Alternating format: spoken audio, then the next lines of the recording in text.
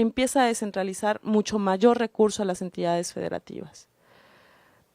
Algo que se comentaba es de que en México se manejaba un federalismo o un centralismo disfrazado de federalismo. Y es algo que, con lo cual se empieza a romper. Por tal motivo, ¿de qué manera podemos, y es algo que se determinó, de qué manera podemos estar fomentando un federalismo real?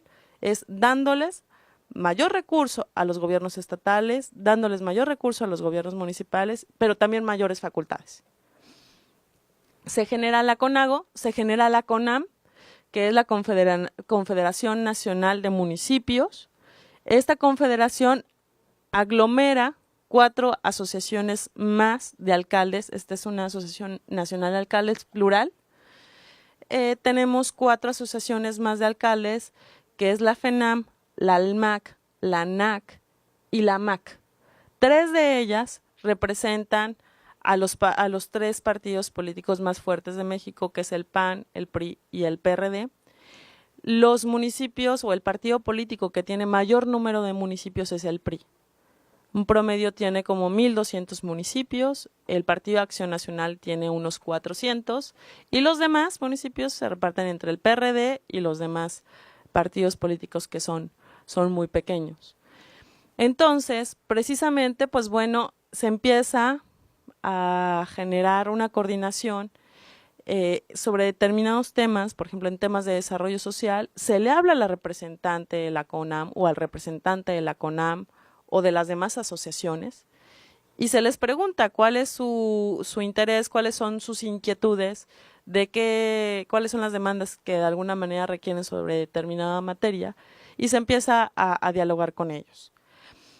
Estas son 5 asociaciones formales, por así decirlo, pero tenemos muchas asociaciones más de alcaldes, hasta de municipios fronterizos, municipios migrantes. Tenemos una representación bastante amplia de todos los municipios. Tenemos también un diálogo mucho más real con los congresos locales.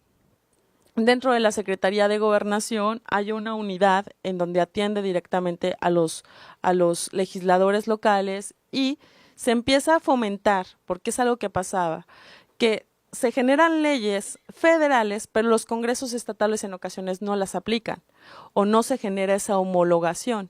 Entonces se empieza a generar como que un trabajo ya mucho más político en cada una de las entidades federativas, precisamente para que se empiecen a aprobar esas leyes en los estados, en cada uno de los gobiernos estatales. Se empieza a generar toda una articulación con académicos, se tiene una muy buena relación con el con el CIDE, con la ITAM, con el TEC de Monterrey, con varias universidades de todo el país prestigiadas en materia de federalismo y desarrollo municipal, precisamente para generar algunas investigaciones que puedan estar generando determinadas políticas públicas mucho más acertadas en determinados temas. Y pues bueno, dentro del Congreso de la Unión tenemos lo que son la Comisión Nacional, tenemos la representación del federalismo y del desarrollo municipal. Traemos una relación muy estrecha con cada una de las comisiones, tanto en el Senado como en el gobierno federal, y hemos estado fomentando que en cada una de las entidades federativas exista una comisión de federalismo y de desarrollo municipal, precisamente para articular acciones conjuntas en los 3 órdenes de gobierno.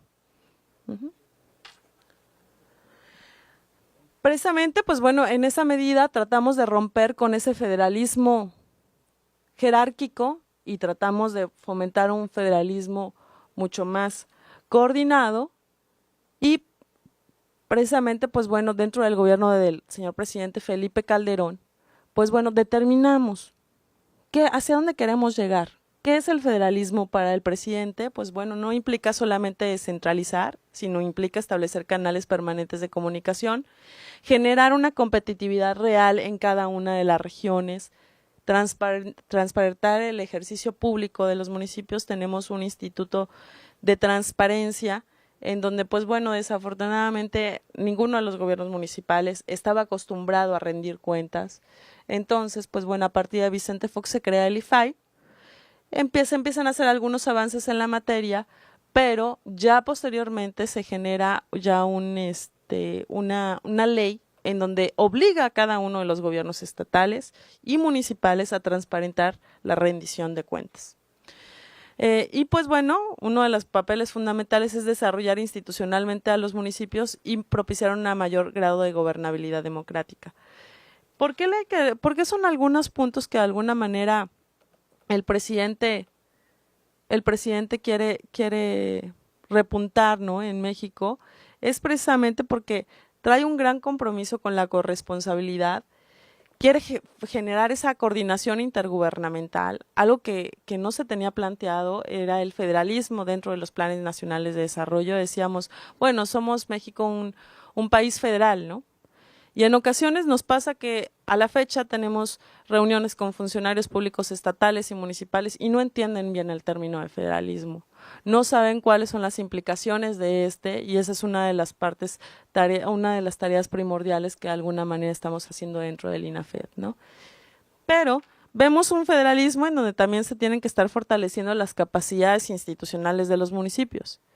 Vemos en un 115 constitucional en donde de alguna manera delega facultades a cada uno de los municipios, pero ya vimos, existen municipios de 102 habitantes. Sus demandas y sus necesidades no son las mismas, por ejemplo, con el caso que les planteaba de Ecatepec, de 1.800.000 habitantes. Entonces, en ocasiones, ¿qué es lo que pasa? Que los municipios pueden ejercer determinadas facultades, pero otras no. Un ejemplo muy claro, y en su momento ya lo va a plantearse, es el tema de seguridad. Hay determinados ayuntamientos en donde ellos no tienen la facultad de seguridad, se la dejan al Estado y el Estado la ejerce. Entonces, una de las problemáticas que tenemos en México, de que no puedes medir igual a los desiguales.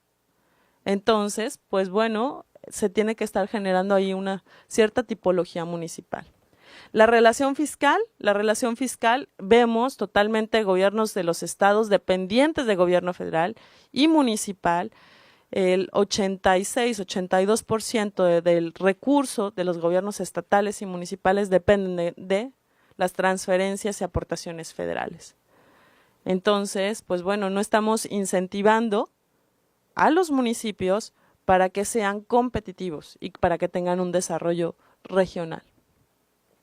La sustentabilidad ambiental, tenemos un plan nacional en materia de desarrollo sustentable y determinados programas que fomentan a los municipios a entrar precisamente en este tema.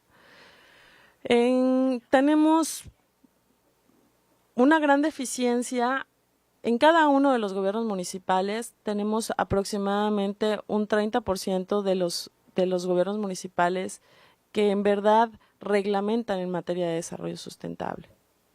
Entonces, pues bueno, con base a eso vamos determinando cuáles son algunos mecanismos, por ejemplo, que la Semarnat, que es la Secretaría de Medio Ambiente en México, cuáles son los aspectos o temas que de alguna manera tiene que estar focalizando en cada uno de los municipios. Se está tratando de promover un diálogo responsable con cada uno de los poderes de la Unión y precisamente, pues bueno, ahorita está en debate la reforma política, ¿no? Porque viendo que precisamente se requiere un fortalecimiento de las capacidades institucionales de los municipios, algo que se está promoviendo dentro del gobierno del presidente Felipe Calderón, es la reelección, tanto de presidentes municipales como de senadores y diputados. Ahorita, pues bueno, la reforma salió de manera parcial, se pueden reelegir senadores y diputados, pero no alcaldes. La duración de los alcaldes en México es de 3 años, el 90% es así. Tenemos municipios de usos y costumbres, son 203 municipios de usos y costumbres, que el 90% de esos municipios son indígenas. Y precisamente esos 200 municipios, algunos tienen duración de 3 años, otros tienen duración de 2 años y otros tienen duración de 1 año. O sea, es bastante complicado en ese sentido. Otra entidad federativa que sus gobiernos municipales duran 4 años es el gobierno del estado de Coahuila. Pero ellos determinaron dentro de su constitución estatal que los gobiernos municipales deberían de durar 4 años, precisamente para tratar de fomentar ese fortalecimiento de las capacidades institucionales de sus funcionarios. Otro caso bastante interesante es el estado de Sonora. El estado de Sonora es el único estado que dentro de su Congreso local determinó que los funcionarios públicos municipales de elección deben de cumplir con 4 cursos de capacitación.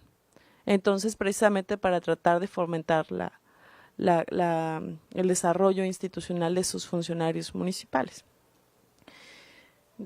Algo que se ha visto es precisamente el tratar de homologar el periodo de cada uno de sus funcionarios para manejar determinado ritmo de trabajo, pero sobre todo, pues bueno, algo que sí se le está apostando es a la reelección de los funcionarios municipales, porque muchos de ellos vienen de la iniciativa privada.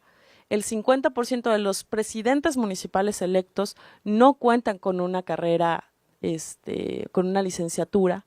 Es algo bastante interesante porque en ocasiones, pues bueno, les llega el presupuesto de su municipio y no saben qué hacer con él y no saben hacia dónde apuntalar determinados programas. Algunos avances que hemos tenido dentro del gobierno de Felipe Calderón es básicamente la reforma fiscal de los que menos tienen, en donde precisamente se les dota de mayor recurso a los estados y a los municipios. Se genera la reforma constitucional en materia de transparencia, en donde los estados y los municipios tienen la obligación de informar con todos sus ciudadanos es precisamente hacia dónde va a destinar el recurso, ¿no? Tenemos el programa de rendición de cuentas, el de estrategia de vivir mejor, que en donde ayuda a determinados municipios, el de mayor índice de marginación, se les da mayor recurso o pueden acceder a programas federales que de alguna manera les ayuden a generar desarrollo en materia, a fomentar un mayor desarrollo de infraestructura en cada uno de sus municipios. Y pues bueno, se ha tratado de apuntalar un programa de crecimiento del empleo, ¿no? ¿Cuáles son acciones por sector que de alguna manera han fortalecido el desarrollo, el federalismo? En materia de desarrollo social y de educación, se expide la Ley General de acceso de las mujeres a una vida libre de violencia. Esto es nuevo y ahí precisamente, pues bueno, se genera una coordinación intergubernamental entre los 3 órdenes de gobierno. En materia de cultura, se estipula dentro de la Constitución que los estados, así como los municipios, tienen responsabilidad de fomentar una identidad y una mayor cultura dentro de cada uno de sus órdenes. Se implementa el Plan Estatal de Fortalecimiento de la Educación Local, en donde de alguna manera los estados y los municipios no tenían facultades en materia de educación. Se genera el Fondo de Aportaciones para una educación básica y normal en cada uno de los estados y los municipios. En materia sendaria, se crea el Fondo de Aportaciones al Fortalecimiento de Entidades Federativas. El IEPS se delega a cada una de las entidades federativas. Ahorita algo que se ha estado, o que de alguna manera el gobierno federal transfirió a los estados y a los municipios, es precisamente el impuesto a la tenencia. No sé si ustedes lo tengan, que es un impuesto que los que tenemos auto tenemos que pagar. Entonces, pues bueno, antes lo manejaba el gobierno federal y ahorita el gobierno federal le está delegando esa facultad a los gobiernos estatales y los gobiernos estatales ya ellos tendrán que determinar si siguen cobrando ese impuesto o no lo siguen cobrando. Precisamente porque era una crítica de los gobernadores de la CONAGO hacia el gobierno federal de que pues bueno querían tener ese impuesto porque es bastante amplio, ¿no? Imagínense, hagan una proporción entre el número de habitantes que tenemos y en México todos los días ves a una persona por auto. Entonces el tráfico es tremendo y los impuestos son bastante altos. Porque para sacar un auto en México es fácil. Puedes tener un crédito, una persona que tenga un ingreso promedio puede acceder a un buen carro, un carro de que 180,000 pesos. Entonces sería un buen auto y la gasolina, pues bueno, sí es cara, pero o sea, son uno de los lujos que a los mexicanos nos gusta tener, ¿verdad? Se incrementa el 78% del Fondo Metropolitano. El Fondo Metropolitano también es un proyecto nuevo que se genera con Felipe Calderón.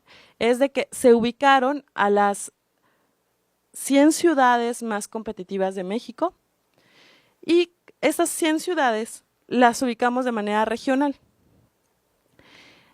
Ya una vez ubicada de manera regional, con todos los municipios que tienen aledaños, se baja un recurso, en donde este recurso coadyuva a solucionar determinado problema que tenga esa región metropolitana. Entonces se reúnen los alcaldes de esa región y determinan, junto con el gobierno del estado, hacia dónde van a dirigir ese recurso, precisamente para solucionar algún problema que se presente, pero en su mayoría ese programa debe de ir encaminado a un